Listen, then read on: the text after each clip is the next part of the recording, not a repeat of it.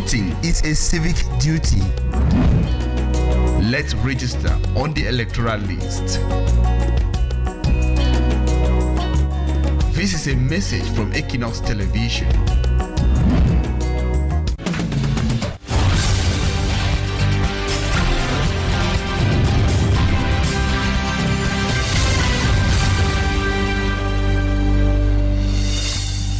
"6 p.m. in the Mayo-Kanai Division, Far North region of Cameroon. Same time right here in Akwa. Good evening, dear viewers of Equinoxe Television. Thank you so much for taking the rendezvous with us on this edition of the news. First, our major stories. 2 students of Government Technical High School Magba in the Nous Division, West region of Cameroon, have lost their lives in tragic road accident on the National Road number 6. 5 others are currently in critical condition at the Fumban Regional Hospital. Circumstances surrounding the accident will be revealed in this news edition. And in sports, Kitsi Coventry, a 41-year-old Zimbabwean, has made history by becoming the first woman and African to be elected as president of the International Olympic Committee. This milestone marks a significant moment for Africa and women in sports leadership. Those are major stories. The news in full in a jiffy.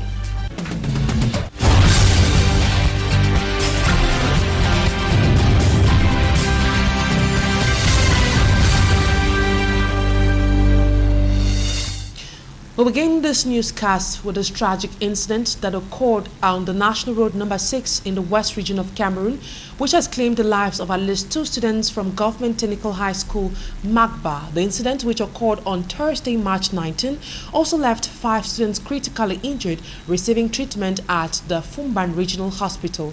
Malagla reports on the circumstances that led to this unfortunate incident.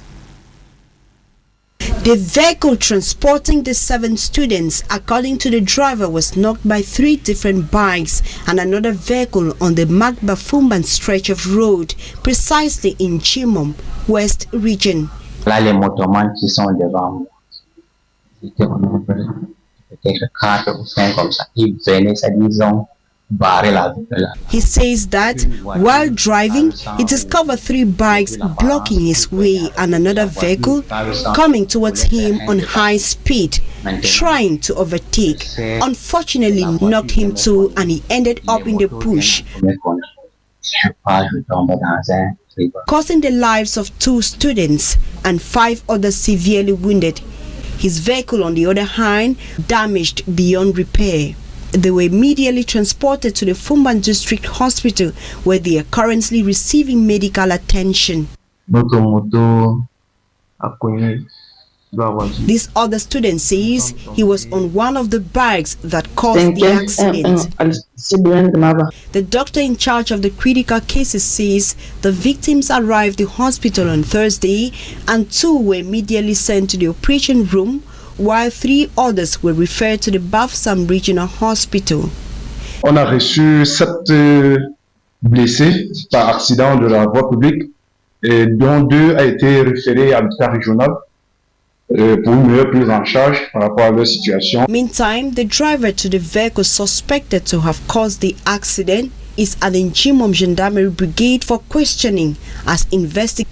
According to reports, unravel the real cause of the accident. The students of Government Technical High School Magba were traveling to Fumban to take part in the FINA School Games this Friday, March 20th.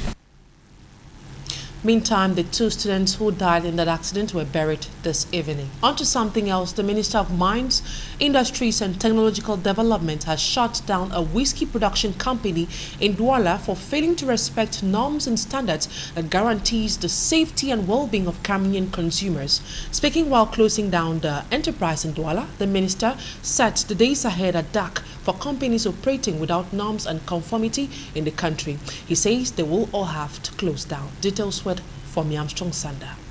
The hammer stretched from the Ministry of Mines, Industries and Technological Development against illicitly operating companies in Cameroon landed on Redis Global, a non-conformed sachet whiskey production company in Bonaberi in the Douala 4 subdivision, Friday, March the 20th, 2025. Yes, we have just suspended the activities of Redis Global because the activities pose a risk to public health. and industrial practices are not respected, and we have a whole technical file with them which they know. Present at the site himself, the Minister of Mines, Industries and Technological Development, Professor Fu Callistus Gentry, says his priority is to preserve the health and well-being of Cameroonian consumers, and so the crackdown will extend to all other companies in the same condition. In 2 months' time, all companies that are not conform in this sector will be shut down. And all companies should take this as a warning sign that if they do not conform, and their companies will be shut down. That's the message I have, that the products of Ready Global are not tolerated on the Cameroon market as of this moment. Thank you. This is part of activities that characterized day 4 of the minister's working visit to Douala. His inspection visit took him first to the Gresdom Coca-Cola bottling company in Compania and later to the Elim Foods and Beverages in Bekoko. Today we were with Coca-Cola. We have the license given to Cameroon, and it's being run by a Cameroonian who is going to supply this to 4 countries in Africa.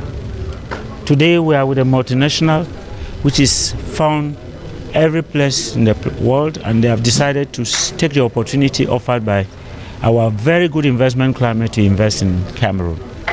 We are only here to encourage them and to assure you that we will leave no stone unturned. Besides the emphasis on quality, the minister insists that companies operating in Cameroon should be of benefit to Cameroon and Cameroonians, either through direct capital, transfer of intelligence, and or through direct employment. And on to other news, Cameroon's government is taking proactive steps to combat food insecurity and climate change in a flood-affected Far North region. The Ministry of Agriculture and Rural Development has joined forces with a network for the promotion of agroecology in Cameroon to promote sustainable farming practices and improve food security. Eselus Liengo provides more details on the initiative and its potential to transform the lives of farming communities in Cameroon. Her report. According to data from the Food and Agriculture Organization FAO of the United Nations, 66% of the population in the Far North region faced food insecurity in 2022. This crisis stems from global warming, insecurity, and floods that have destroyed crops and impacting the living conditions of residents, especially in the Logo Nanshawi, Mayo Tanaga, Mayo Donai divisions. It's widely recognized that the Far North region is ecologically vulnerable. Its significant demographic size places considerable pressure on natural resources. In response to this alarming situation, stakeholders are collaborating closely with the Ministry of Agriculture and Rural Development and the Network for Promotion of Agroecology in Cameroon. Un pays sain en termes de la dégradation, on va réduire la dégradation du sol, on va réduire la dégradation de l'environnement. During the meeting at the park in Marwa, participants brainstormed on strategies to promote sustainable agricultural practices and launched a campaign aimed at combating food insecurity in the Far North region. Les terres ne sont pas extensibles. A new network of agroecology has been established in the Far North region to support the Ministry of Agriculture and Rural Development in promoting agroecology, facilitating a swift response across the region. Sur toute l'étendue du territoire de la région. Although the workshop detailed the objective and methods of the work plan, the organizers and the population are counting on government support to avoid the worst, especially at a time when insecurity persists in the region marked by Boko Haram attacks since 2014. And the Minister of Forestry and Wildlife has called on local inhabitants of Douala and other towns of Cameroon to stop unsustainable deforestation, which is one of the major causes of civil natural disasters such as floods and mudslides.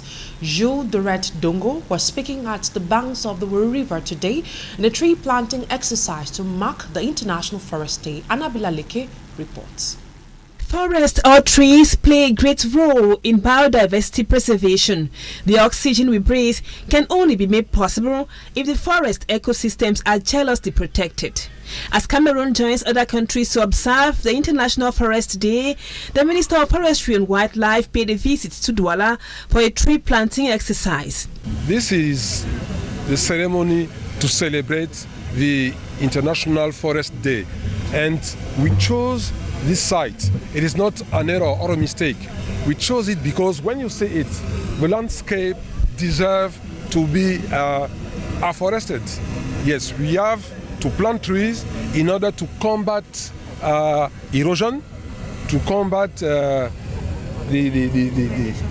degradation. According to Jules Dorendongo, the haphazard felling of trees in coastal regions leads to severe floods, which is one of the disastrous consequences of deforestation. So Douala today is facing floods when it rains, is facing deforestation, so we have to plant trees. We have to embark in the same boat, the state, our technical and financial partners, councils, a new region, so we think together we can fight and win that fight. The International Forest Day is observed under the theme Forest and Food. Forestry experts insist that to avoid food insecurity in Cameroon, forests must be preserved. Local councils across the country are called upon to sensitize inhabitants on the importance of afforestation, raising the slogan, "For every one tree you fell, plant 2 trees." And you rightly heard in that report that the theme of this year's Forest Day is Forest and Food. And in the excerpt which comes up next, a forestry expert of the Worldwide Fund for Nature talks on the need to preserve forest and the earth. Jean-Paul Nlet expatiates on the link between forest and food. Let's take a listen. The link with what we're doing with food waste is very, very tight, because all that we have in food production, the statistics show that almost 40% of what we produce is becoming waste in a certain moment. Either during the harvest activities or the conservation procedures, or even after the different products have been cooked, most of them are finished out of the use of the population. And this is very impactful in depth on the consumption of what we have from the environment, because remember that all that we produce is coming from the soil, from the forest, from our biodiversity. So if at the end of the day almost 40% is lost, means that we are destroying our nature, we are destroying our environment for nothing. Now to sports. Cape Verde has taken the top spot in Group D of the FIFA World Cup game, pushing Cameroon to the 2nd place. This means Cameroon's indomitable Lions must secure a win against Libya next Tuesday to reclaim their position at the top of the group. They will also be hoping Cape Verde drops points to make their path to the top easier. Sportsman Smart Jikangable has latest updates on this. After match day 5 in Group D of Cameroon's FIFA World Cup qualifiers, Cape Verde now tops the group with 10 points, 1 point better than the indomitable Lions on 9 points, but with a better goal average of +6. As it stands, the indomitable Lions of Cameroon will have to take every game in front of them as a final, beginning with the clash against the Mediterranean Knights of Libya next Tuesday at the Ahmadou Ahidjo Stadium of Yaoundé. The victory of Cape Verde over the Mauritius at the end of the 5 matches in Group D makes Group D more interesting, as Cape Verde, Cameroon, Libya and Angola still have chances to qualify for the FIFA World Cup 2026. Team Cameroon must now adopt an aggressive manner in all its game. Cameroon still has 4 matches to play after they tackle Libya on Tuesday, implying should Cameroon win all 12 points remaining, they will be present in Mexico, USA, and Canada in 2026. But for their dreams to be realistic, they must obtain results on the field of play. And still in sports, Kitsi Coventry has shattered glass ceilings by becoming the first woman and first African to be elected as the president of the International Olympic Committee. At just 41 years old, the Zimbabwean swimming legend made history winning the presidency in a secret ballot of 7 candidates. Details of her historic election in this report done by Siri Chakutio. Zimbabwe's Christy Coventry has made history as the first woman and as the first African to become president of the International Olympics Committee in the organization's 130-year history. The 7-time Olympic medalist was voted today to becoming the 10th president of the world's leading sports organization. Dear President and my very dear colleagues, this is an extraordinary moment. As a 9-year-old girl, I never thought that I would be standing up here one day, getting to give back to this incredible movement of ours. This is not just a huge honor, but it is a reminder of my commitment to every single one of you, that I will lead this organization with so much pride, with the values at the core, and now we've got some work together. At 41, Christy Coventry is also the youngest ever president of the International Olympic Committee, which is the organization responsible for the Olympic Games. Coventry will replace the 9th International Organization Committee President, Thomas Bach, whose 12-year term will officially end on Monday, June 23, 2025. The president is elected by International Organization Committee members via a secret ballot for an 8-year term. Chakucho ending this first part of the news. Coming up next is Talking Point.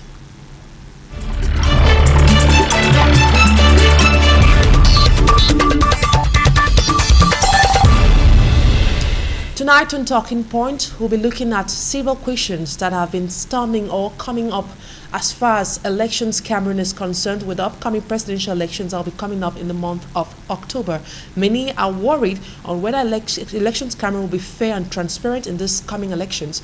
That's what we'll be looking at today with Barrister Liborous OSHOMA. He is an African Affairs Analyst. Good evening. It's a pleasure having you on Talking Point today. Civil society actors and electoral affairs experts in Cameroon have raised concerns of legitimacy and transparency in the circumstances in regards to the upcoming presidential elections in Cameroon. While identifying flaws in the exercise, experts in electoral affairs say the behavior of the government releases signals of civil attempts to tamper with the transparency and credibility of the current electoral process in the country.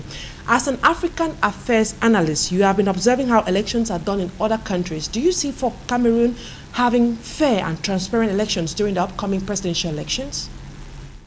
Yeah, good evening, Immaculate, and good evening to our viewers. Thank you. Yes, you see, the challenge with most African countries and the challenge with currently with the Cameroonian upcoming election is the fact that when the democracy is about the people's faith in the process. And once the people have lost faith in the process, then you can't be talking about democracy. A situation where the electoral umpire is already in bed with the government of the day that is going to participate in the election. Certainly that election, you can say, would have been won and lost. And so that is why I think, just like a football umpire, the umpire ordinarily should be impartial. But where in the case of Cameroon that the umpire is already very partial, I think that I no longer have faith in such a process. I doubt if the will of Cameroonians will be allowed to prevail in the election, because it is obvious that, in some countries also, there's been these agitations that the government shouldn't be the one to appoint the umpire. We've seen this happen in Cameroon, we've seen it happen in Nigeria, and certainly when it happens, we always know the outcome of the election. We always see that the election usually, will go the way the government wants it to go, and that's very, very, unfortunate and sad, and that's one of the critical points that I also have noticed here, where an umpire is almost acting as an extension of a government agency, and that way the faith and the trust in the process is already compromised. So, and that's a big challenge. Now, Barrister OSHOMA, civil society actors and politicians have been calling on elections governing body to publish the names of potential voters on their site as stipulated by the electoral law, but they haven't done so. Should Cameroonians be worried about this action? Yes, I completely agree that the voters should be worried because before every election, at least 90 days before the election, by the rules, there's supposed to be publication of the voters register for claims and objection for people who had registered and their names are misspelled, or for voters who their name for one reason or the other is not on the register. So there's the essence of publishing that register is for transparency purpose. But a situation where that register before the election is not published, how do you now know the number of people that are going to vote? That certainly it's obvious that the umpire, like I said, since they're already in bed with government, it's obvious that the umpire is already planning to scuttle the process, because when we don't have a definite, publication of those that are going to vote, and people don't even know the numbers of those that are going to vote, and tomorrow the umpire can come with bogus numbers and say so and so number of people voted, while in actual sense the number was far lower than that, and they just inflated the figures. So that's why there's need for credibility, to add credibility to the process, ensure that the voters register is published, and if for nothing at all, let people go check whether their names are published for claims and objection, like I said. And that is the rule. And anything, outside of that is actually the foundation of an election, publication of the electoral register. In the absence of that, I think an ab initio the election is void. And it's, it just happened recently. Even a local election that was conducted in Nigeria was cancelled by the highest court on the ground that the electoral register was not published as at when it was supposed to be published before the election. So I think that is very germane and very key. And failure to do that, it is fatal, very fatal to the outcome of the general election, and would be. Now, you are an African affairs analyst, and you have been observing how elections are done in other countries like Ghana, Senegal, and Kenya for sure. Looking at the way things are evolving, do you think the results will reflect the reality on the ground as far as Cameroon is concerned? Yes, I have observed elections in other African countries, and certainly what I'm seeing, the build-up to the Cameroon election, it's not what one would expect, and that's it's frightening that with this election it becomes very obvious that it will be far from being transparent. Just recently, I think last year December 7th, Ghana had their election, and you also saw that the current president now defeated, the ruling party to come back to power after he was voted out of office by, the former immediate past president, and because of the transparency in the process, even though there were heightened fears that the government would not allow the election to be free and fair because the former president did have a candidate. But eventually, the people stood their ground, and eventually the opposition won the election. And January 7th, a new government was sworn in. So we also saw the election in Kenya, how the current president, William Ruto, came into office. Though he was a vice president, but before then, he wasn't, I think Raila Odinga was more of the favorite by bookmakers. But William Ruto, did sweep the poll, and in less than 1 week, the court delivered a judgment throughout Raila Odinga's petition against the election, and boom, Kenya is the better for it. Long before then, I think about some few years ago, we also saw an incumbent defeated in Benin Republic, and also it happened in Nigeria in 2015, where an incumbent president was defeated. And one thing that is common, in all of this is the fact that the confidence of the people and the resilience of the people to stand their ground to say that no, certainly something must change. Even though, in the last election in Nigeria, there's still a lot of squabbles and the fact that, people didn't have faith and didn't believe in the electoral umpire. But one thing from those previous elections I had earlier mentioned, one thing that consistently stood out was the fact that the people were resolute, and then also the deployment of technology to at least give some form of leverage and confidence to the people also helped in the process, and the lack of interference from the judiciary also helped. You remember in sometimes in Kenya also, there was a time that the Supreme Court had to nullify election in Kenya, and that was novel. It has never been done before, in recent times in Africa, but it was novel, and at the end of the day, it was something that people really appreciated. So we can deploy technology to actually assist in election in Africa. I think that will go a long way in helping the election and electoral processes in Africa. Now, from analysis, it's quite clear that the need for technology to be used in the course of these elections will be able to give us what we need. But then, apart from technology, what reforms need to be made to strengthen the independence of elections organizing body like Elections Cameroon and LACA?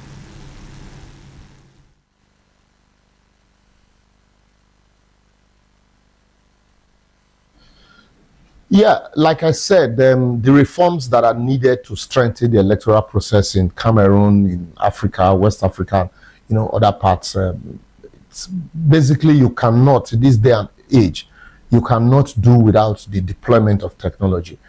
We've seen that in most countries where the people's will has been allowed to prevail, technology has played a very crucial role, because certainly people will also be the one that will man those technologies, but you'll find out that when you deploy those technology and then human error, you give room for 20% human error, but in the long run it would go a long way in strengthening the process and ensuring transparency.